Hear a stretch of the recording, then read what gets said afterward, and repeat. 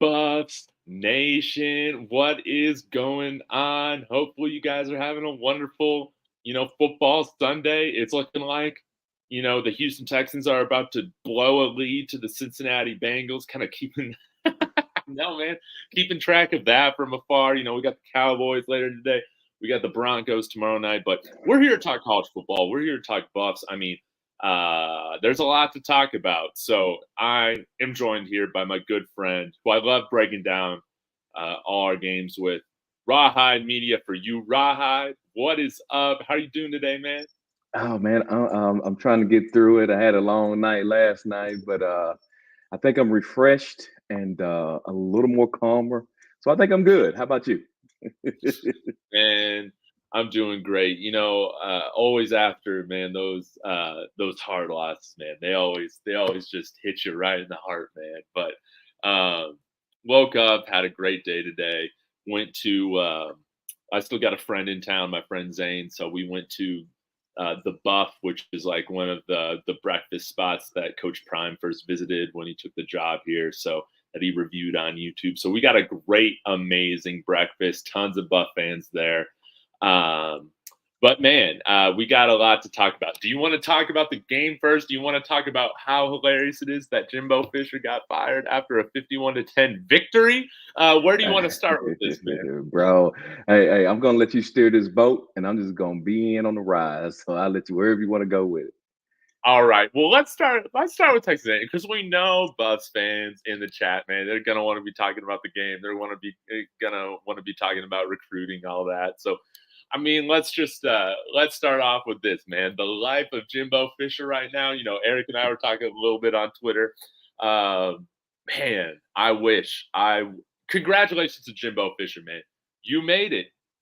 You made it. You parlayed yourself into a wonderful retirement, and there shouldn't be any reason that man should be upset, today. But what are your thoughts on Jimbo Fisher, Texas A&M? Where do you see them going from here?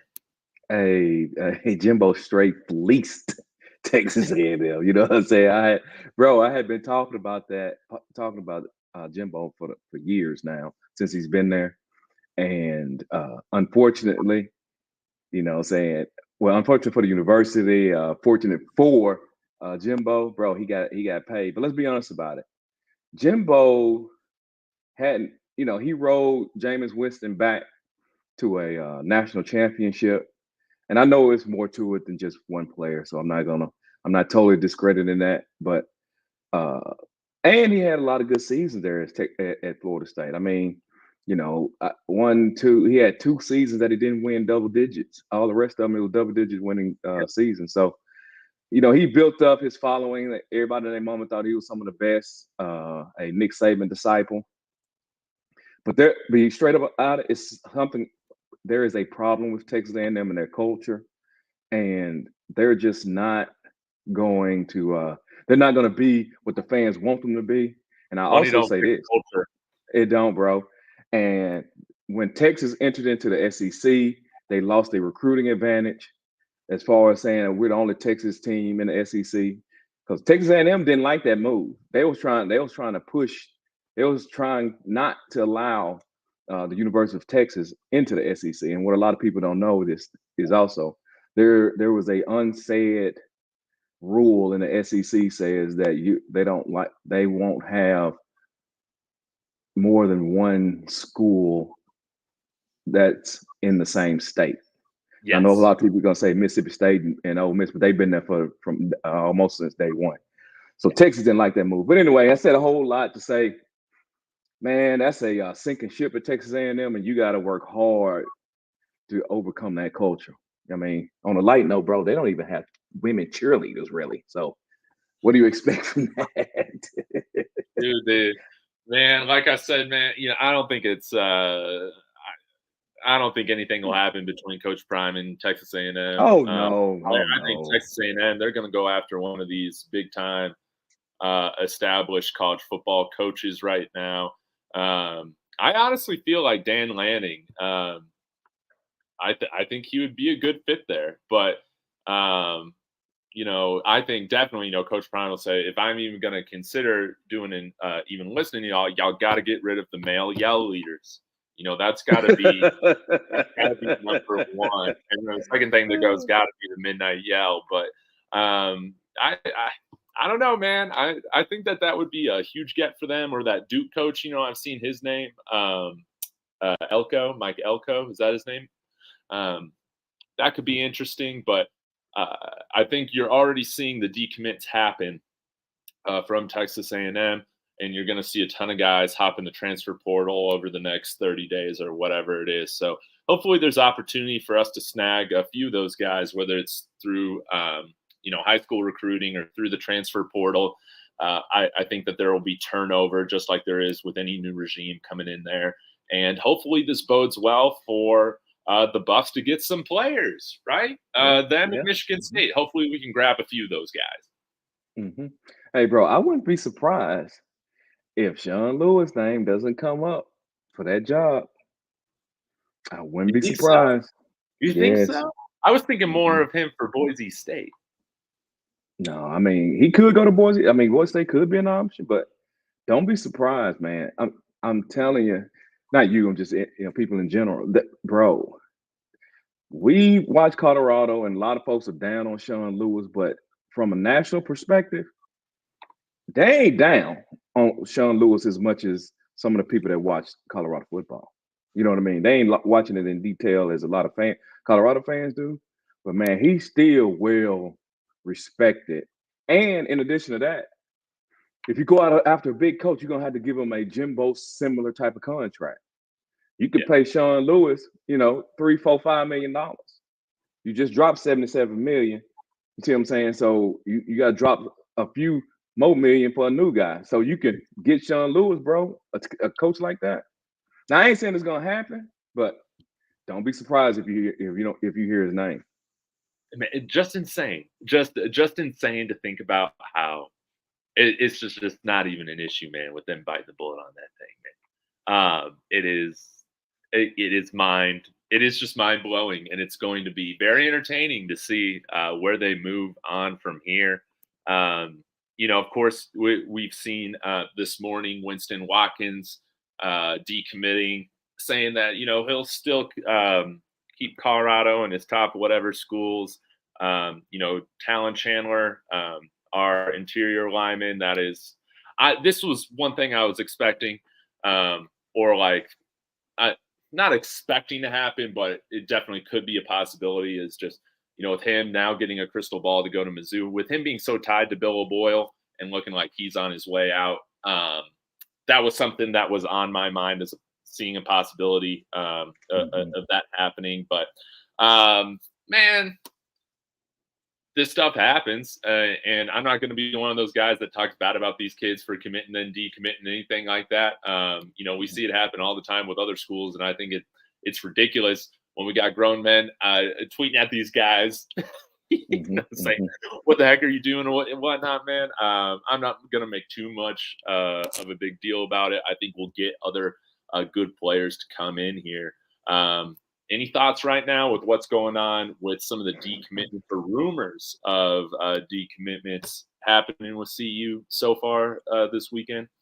Oh, yeah. Winston Watkins, I wasn't surprised by that. I mean, honestly, 2025, I don't put a whole lot of stock in commits that's in 2025, right? I mean, you got a year plus for them to be even eligible to sign with the team. A whole lot can go.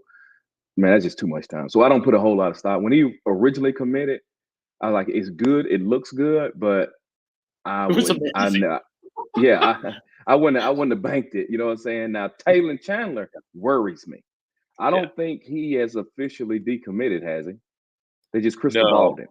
Yeah, went to that visit to Mizzou, and again, because it was Bill O'Boyle that established this whole relationship with him and CU, I'd wondered, if he's kind of on his way out with him and Sean Lewis. Just watch him and Danny O'Neil. I don't think they're guarantees and locks. After we've kind of seen them be stripped of some of their responsibilities, and we'll get to Pat Shurmur in a bit. Thought he called a good game. Not a perfect game, but I think you can call it a good game. Give him B grade. Um, let's get into that. Let's get into that. Give it to me, man. Give it to me. You disagreeing with me, man? Let's go at it again. Break it down for me, I mean, I I think he called a good game. Honestly, overall, the team itself, I think that was one of the most complete games that they have played. Were there some mistakes wrong? I mean, hold on. There was some mistakes that the team made, yes, but that happens in every football game. So I ain't mad at the overall what they put on the field. I am. I there man. I was know some where you're going with this. situation. There were some situational things that occurred, and I didn't care for. Was models was the snap for model miss field goal? Was it a high snap? No, I think it was because we were holding it in the shittiest part of the field, right there on that freaking dirt patch that we haven't fixed all season long. Yeah. So, and he barely missed it. He barely missed it. So I'm not even really mad at model. You know what I'm saying? Oh Lord. But you know they they tried to run the ball. I guess a little more. Hold on. Make sure I'm clear on this. They ran the ball more than they normally do. How about With a that? 6 offensive lineman set for a Hey, handful. I like that. I did like that. Like as this keyboard coach, as we've been both been saying, this was number 91. I guess is Hank Zelinskis. I guess he changed his number for some reason. Maybe he's a reserve, a defensive guy too. Um, but it was great to see, man, having that extra lineman in there, regardless of how successful it was. It was great to at least see it attempted.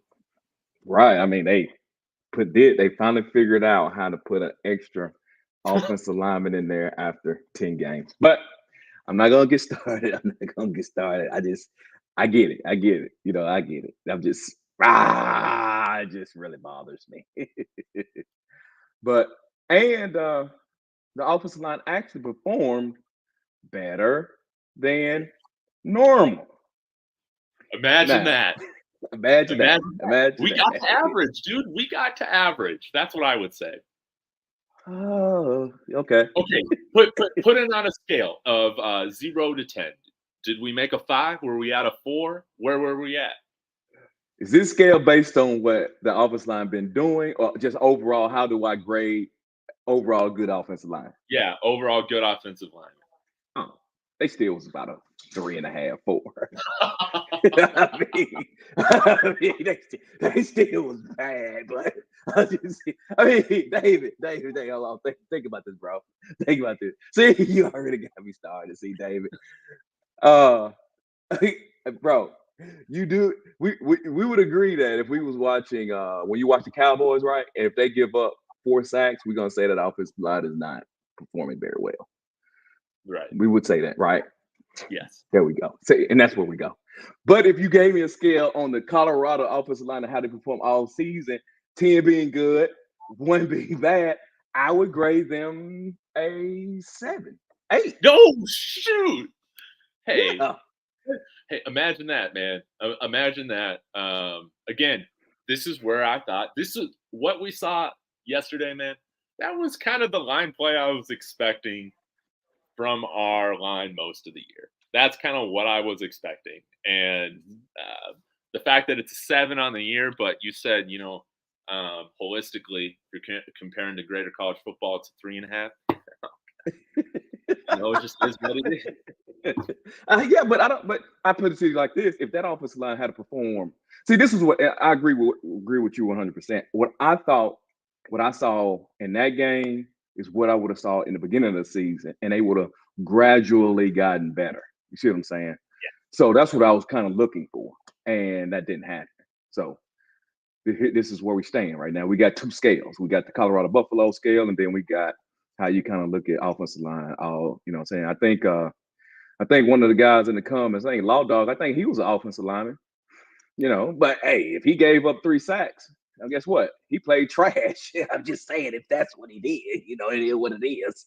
but uh, but if he's been giving up 10, and he only give up 3. He did a good job. I think perspective. We got to have perspective when we look at this. You know what I'm saying? You got to have perspective. Hey, and I want to say this, guys, on same day reactions, it's just like the coaches and players on the field, man. You know, just, emotions are, they're going to be at its all-time high, man. You know, we might be, saying some wild things or whatever, but always when you wake up the next day, man, you still might be It's a lot pissed, better. might be happy, but you're Yeah. just a little bit more in your wits. The alcohol, the weed's wearing off, and you're a little bit more sobered up. But I love it, man. Right. I love the same day reactions versus the day after reactions. Yeah. You know, you have a whole lot more perspective 24 hours after the game. You know what I mean? So, but again, let me just reiterate. I think overall that team played one of the best games they played all season. I think they played honestly. I think they played better than they did when they played that TCU game. Yeah, I think that. And the reason why I say that, because it felt like that they played complimentary football. You got We weren't stopped. pummeling the ball, every You weren't 5 fumbling the plays. ball, bro. You know, sometimes it We looked a still little had 11 clunky. penalties, though. But yeah, I'm Yeah, sorry for yeah. interrupting you. Keep No, going. you good. No, you good. But it looked a little clunky. I understand people like that going up and down the field, but just from all 3 phases of the game, I felt like it was, what I'm saying, offense was in comparison, offense between 6 and 8, defense between 6 and 8. Special teams, unfortunately, was not even that bad. It wasn't even that bad. Special teams No, wasn't even that bad. what did you think about that first punt return, though? Yeah. Hey, and then when he fumbled it to my Weaver, Yeah, man. yeah, I was telling my buddy yeah. Zane, he's like, "Oh yeah, it's like we got Weaver back there. Let's go." And I said, "Man, I was like, do not." I said, "Just watch, man." I was like, "Man, we got the worst special teams in the country." And but thank God, man, Jordan Dominic picked that thing up and ran it for another 10 yards or whatever it Right. was. But I will say, special teams was awful, except our man Mark Bassett, man. He had some great punts, man. This past game, man. He was elite. He was elite, and we were able to play the field position game a little bit and be quite successful because of him. And I think he's been improving as the years gone on. Mhm. I'm no longer worried when we punt it. I am. Yes. Totally agree. I was just saying, yeah, I agree with you. Now keep going. I'm sorry. I'm sorry. I was just agreeing with you. I was amen. But I'll say this, Rawhide. Man, we go back and forth every few days or whatever on like how we coach this team, how we want to strategize, how the game management, all that. Honestly, and I feel like I'm in the minority on this a little bit. So y'all in the chat, y'all let me know if I'm right or wrong. But I don't have an issue with the game management last game, man. I thought this was fine because, man, everything was set up for Mata to make that field goal, and then we handle business. And if Mata makes that field goal, and I think, again, we don't know what could happen, only in an alternate universe or whatever, I think our defense gets that stop. Being up, the momentum, the crowd going crazy, the pressure on Arizona, man, to come back and tie it up, whatever. And, I liked Coach Prime's decisions, and everything was set up for that win. It just didn't happen. It's unfortunate they had to burn a timeout because the offense and Shedeur didn't get off the field in time. And I will say, I didn't bring this up last night. During the game, I thought with that hit that he took on that scramble, I thought that should have been a personal foul.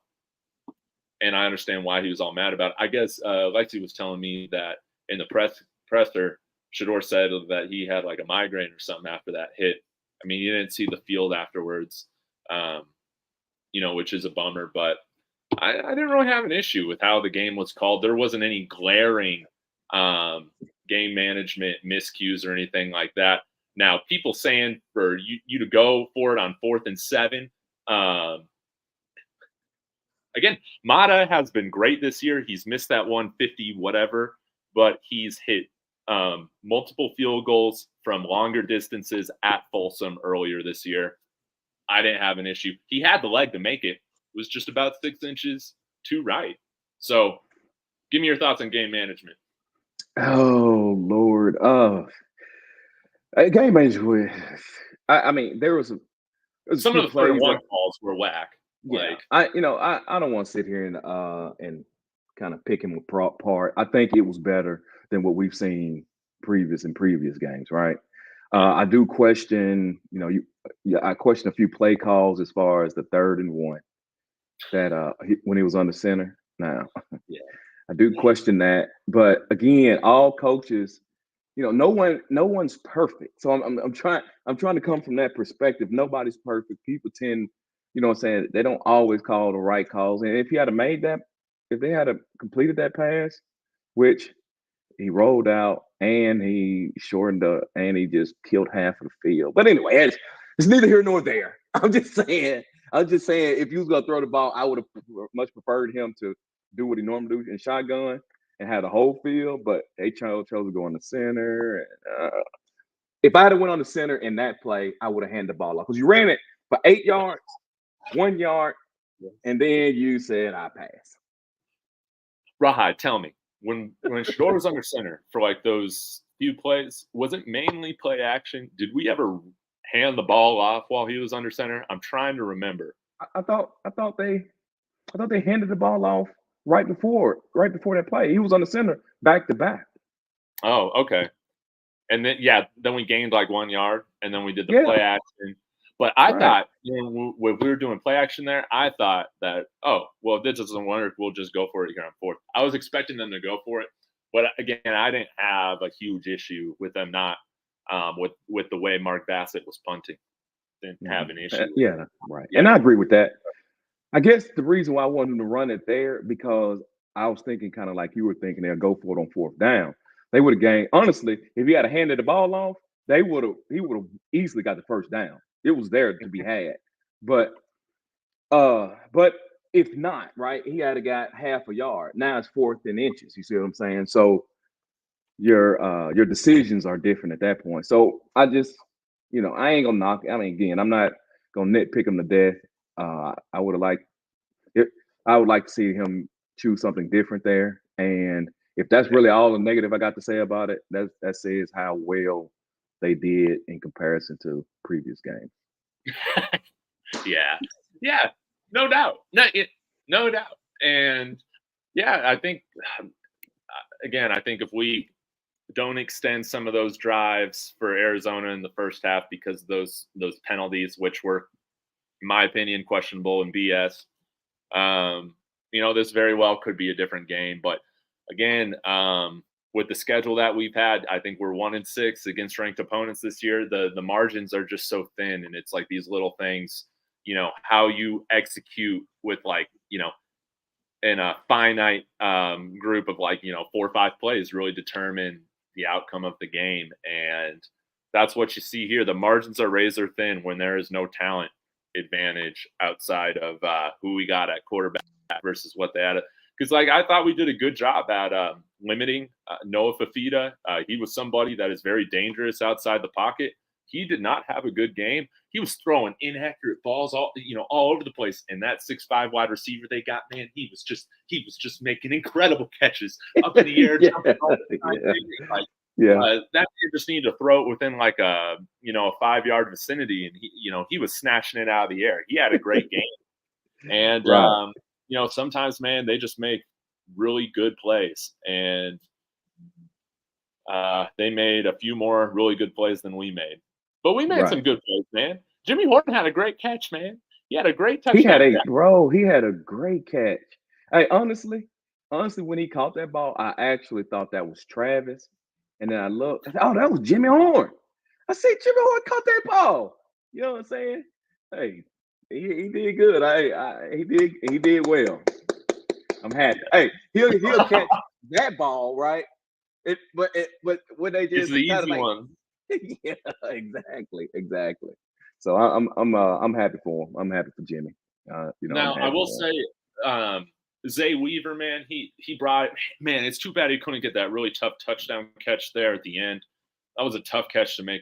But man, I know the TV can't show the full view, man, but he he was open on like freaking every route he would run. Really? Yes, Really? dude, the view was wide open.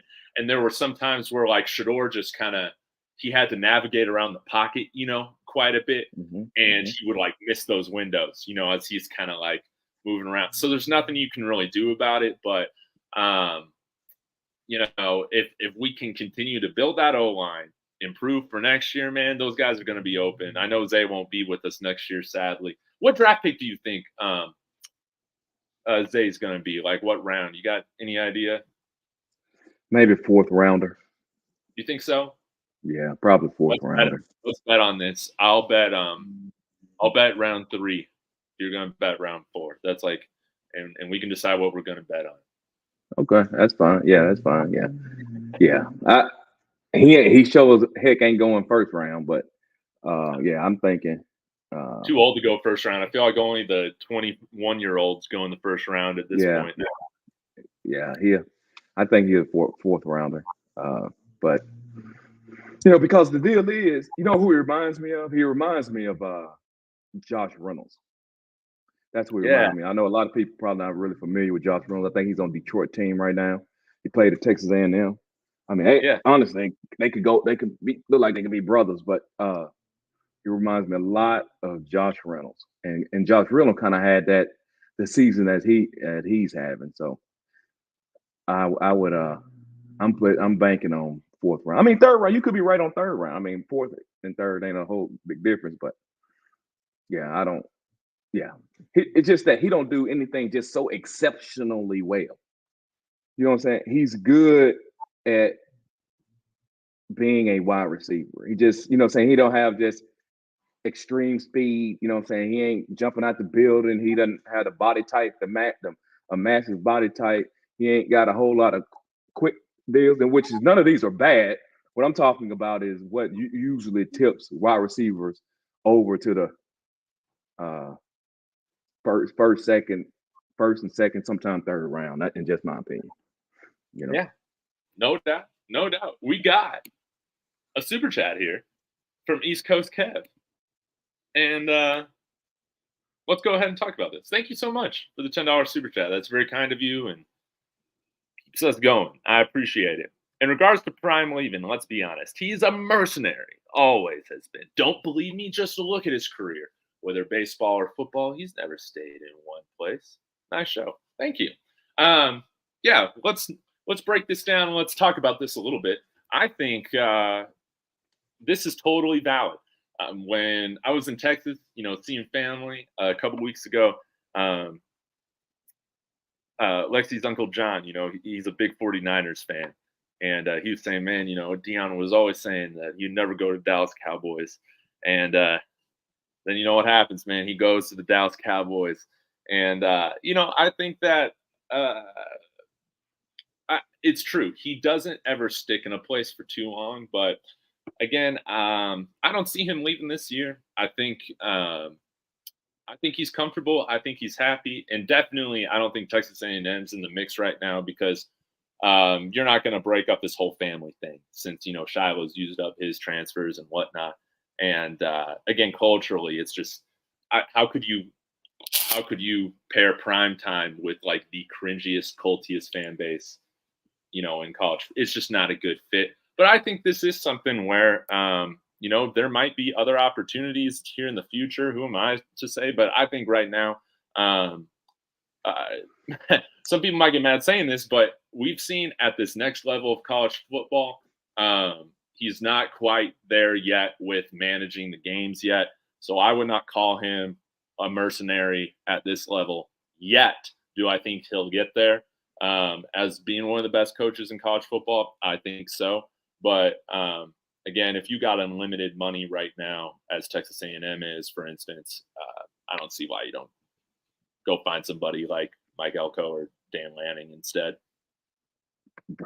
Bro, you hit the nail on the head. First off, chat, let me just say this. Coach Prime, more likely than not, will never coach a team in the SEC. Unless they're just god-awful desperate, they are not allowing him to go in there and run that program like they are at Colorado. Now, The only team that I even think would just even consider it is the University of Florida. And the only reason why I say that is that fan base is god awful desperate because they know the taste of sweet nectar. They know what it is to win national championships. You know what I'm saying? And the way Georgia's dominating, they might bite their tongue and twist it and be like, come on. But outside of that, ain't not now one of them gonna let Coach Prime come do what he's doing in Colorado. Not now. Ain't no way. No way. No. I think even Auburn had pushback from that. The fan bases don't like him for the most part, bro. He ain't going to Texas A&M. All these rich boosters from the deep south. No, they ain't doing so it. Much, bro. They want to see a certain kind of person succeeding at their university. Not bro. Hey, exactly. Now he could, they'll swallow a few pills on trying to be a little more cool, but bro, there's a line they ain't crossing. You ain't finna be running no cameras up down through in Texas A&M, Ole Miss, Mississippi State, Auburn, Tennessee, bro. And also because they got the money, they don't need nothing like that. Like, see, Colorado's being resurrected. You know what I'm saying? Yes. Colorado, no one talked about Colorado for years, right? Bro, Florida, sorry, they still in that folks' mouths. You know what I'm saying? So I mean, bro, they making $100 million a year, bro. They ain't. They ain't doing that, bro. They ain't doing that, bro. Dude, who's the Auburn coach now? Hugh Freeze, man. Again, it just shows you all that you need to know about these old money universities and the fact that they would much rather hire somebody like Hugh Freeze. Just all you need. Yeah. All you need. Yeah. Exactly, bro. Yeah, exactly. Thank you so much for the super chat, East Coast Kev. We do have our lovely USC fan here, $4 super chat. Slap happy. Thank you, Slap. Hey, Slap or Happy, you better be still slapping Happy. Sorry about your Trojans last night, man. It's just it's just insane, man. It's insane. And I don't hate USC fans. There are a lot of people that hate USC fans. I don't really hate USC. But did you catch any of that game last night? I know that probably went off till like 3 or 4 of your time in the morning. No, man. Hey, bro, I was home talking to the fans so long last night. You know what I'm saying? I didn't even get to see it. Honestly, I didn't get to see any football game after Colorado. So I was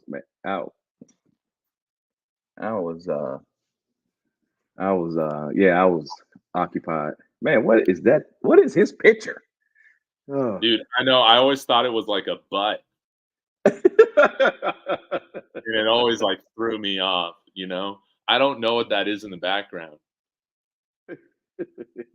Oh no, I see it now. For a second I thought it was a pumpkin. No, that's the husband. That's the husband kissing the baby.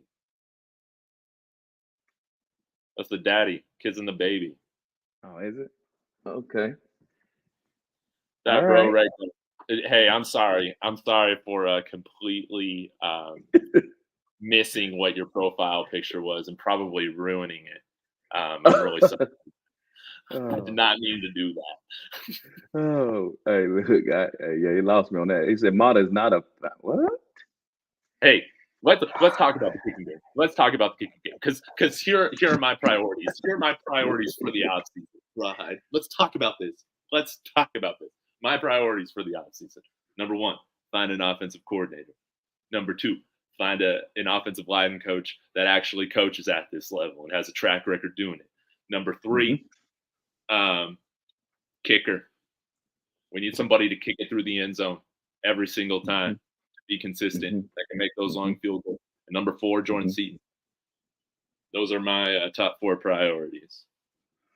Yeah.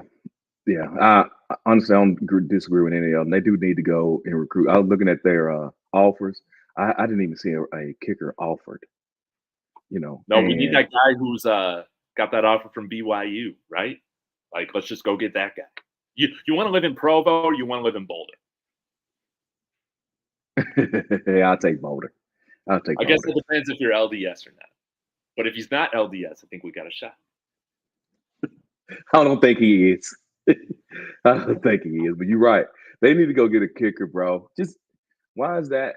Why is that so hard? I don't even see one offered, and I don't even have a problem with Mata.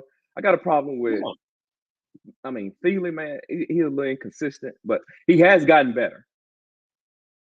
I think, but so I think he on. has No, I gotten better. don't feel like we've really seen him. So he was in. Where was he at? They said he was in the locker room or something at the time that Mata kicked that field goal I and think he missed it. got hurt. I think he might have gotten hurt somehow because I noticed 98 was doing the kickoffs in the second half.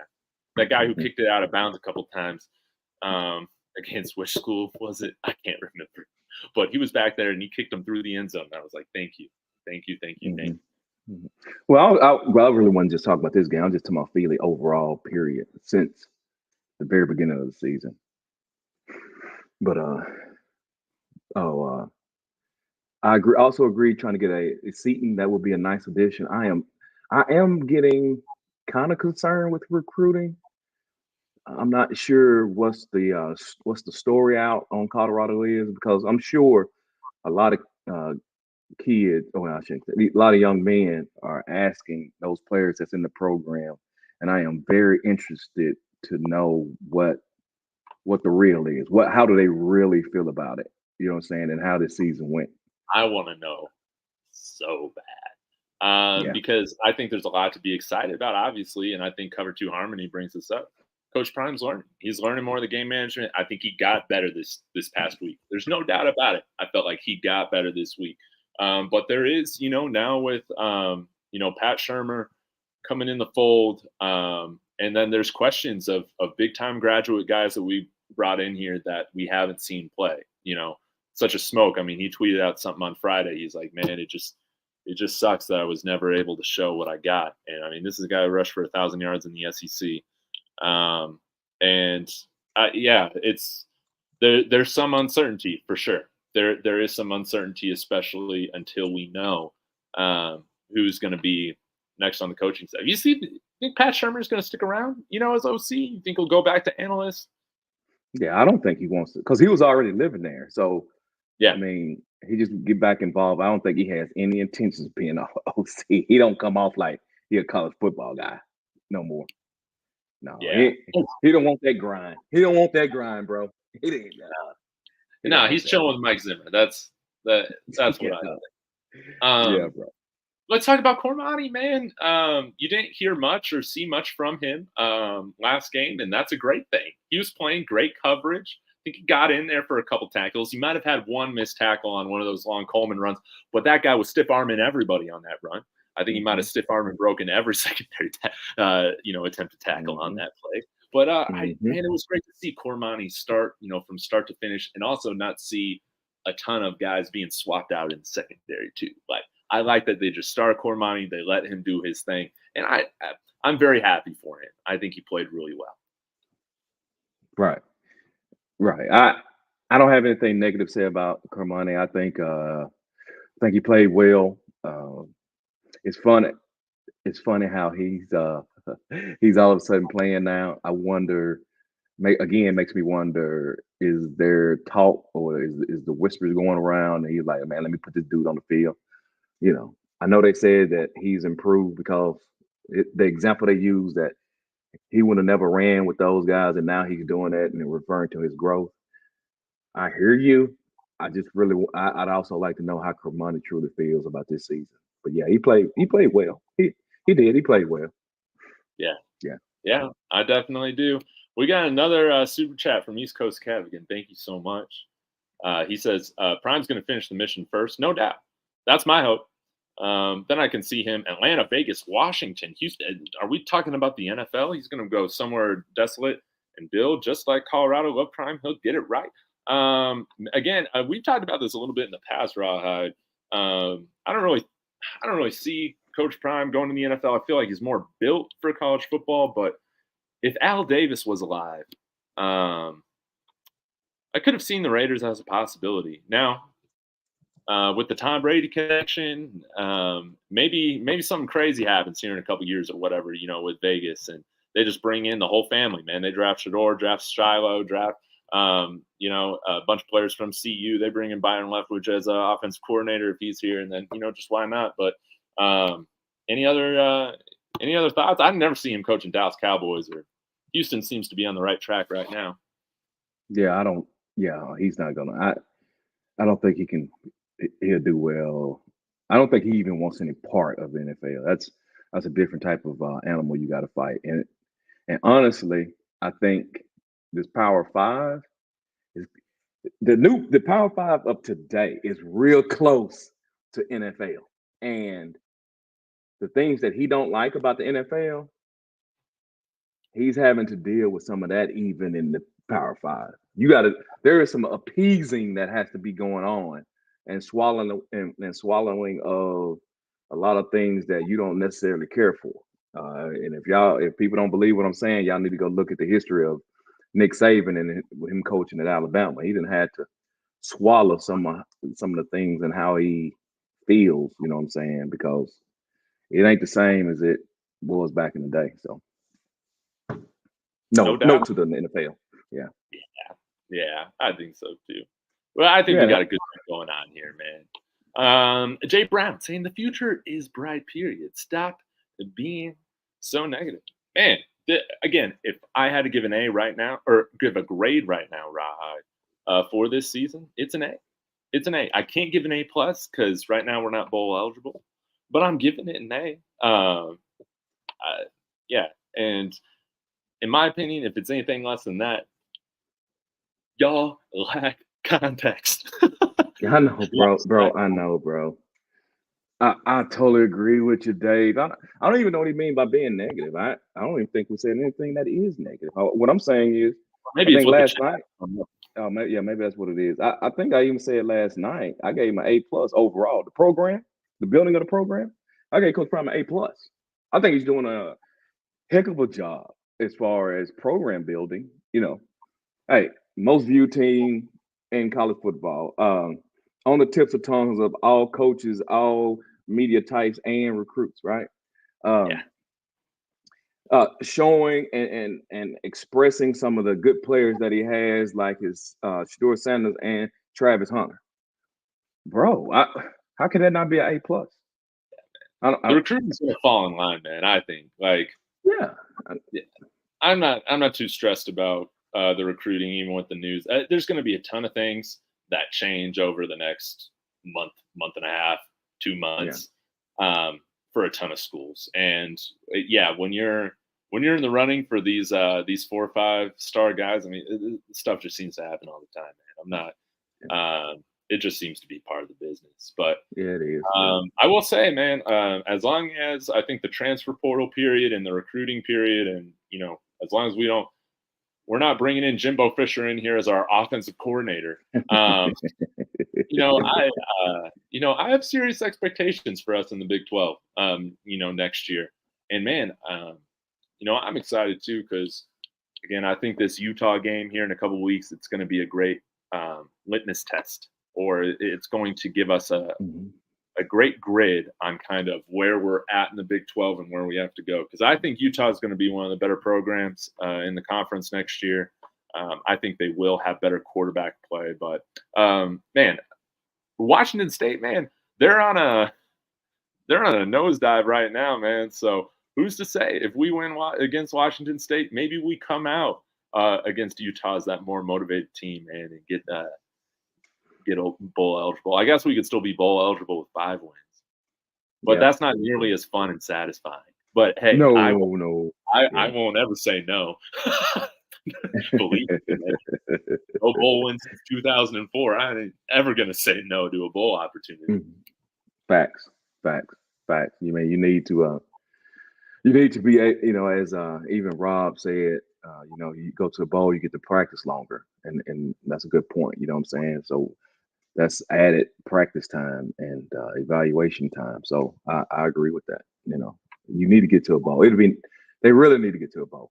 They really do. Yes. People, I see there's a little a little conversation here about Dan Lanning. This is fun. Let's do this. Lanning or the Washington coach won't go to Texas A&M. I will say Seattle is way cooler than College Station, but I don't know, man. I don't really know too much about Eugene, but let's say your salary is doubled and then you get a private jet. You get, all the nice little perks that Lincoln Riley got going to USC. I don't know, man. Like, you're going to still be playing in terrible time slots there, being on the West Coast. I don't know. Dan Lanning's a Southern roots guy, right? Yeah, I do believe so. Dan, I don't know about this. See, I'm worried about. Well, I ain't worried. I mean, I shouldn't have used that word, but I just think they're really going to be concerned with getting this hire right, and also the amount of money they're going to have to shell out. I Yeah. think that's going to play a big role in who goes to Texas A&M. That's why I'm looking at more of an assistant, up and coming type of coach. But I could be totally wrong, and next thing you know, it is Dan Lanning. So I get it. Yeah. You know. Yeah. Yeah. I'm gonna look up his background here really quick because I know he came from Georgia, just to see where he's been at. He coached at a high school in Missouri. Okay. So that was his first coaching stop, 2008 to 2010. Yeah, he's from Missouri. Yeah.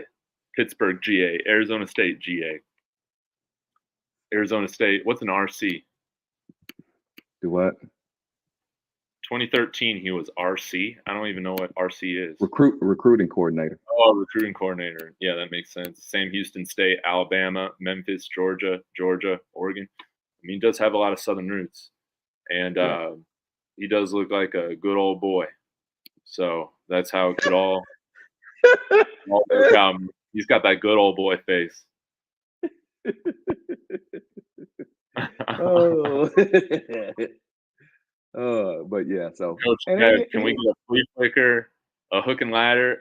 Maybe a hook and ladder, but the idea of calling something depending on this offensive line to block is absolutely terrifying for me. While I'm developing like that, I don't know. Should we see some more trick plays these next 2 weeks, Rawhide? Man, hey, those flea flickers, brothers, man, y'all know how much time it takes to get that off. So you got to ask yourself a question: is it worth the risk? Because it can go terribly bad. So yeah, I don't trust offensive line giving them enough time to do all that anyway. No doubt. Old school in the house. Speaking of profile pictures, he always has one. Oh yeah. Exactly. Let's see. I'm trying to think if there's anything else about the game before we wrap up here, Rawhide. Can't think if there's any other things that I particularly want to mention. I guess I'll talk about this. Sometimes, man, after these heartbreaking games, man, it's just it's easy to be in a bad mood, man. I gotta say, man, leaving the game yesterday, there was this super drunk Buffs fan that was trying to fight this Arizona fan. Which, I mean, Arizona fans, they're not talking any mess or whatever. There was some right behind us, and they were hilarious. We had a good time, and so I saw that fight at the end of the game, and then when we were walking back to our car on campus, I guess there were two. Again, I don't get this, man. Buffs fans, I guess we're just in a bad mood. They're like trying to merge in, on campus, and everything's backed up, and then they just both get out of the cars and they just start yelling at each other. It's like, I do not understand.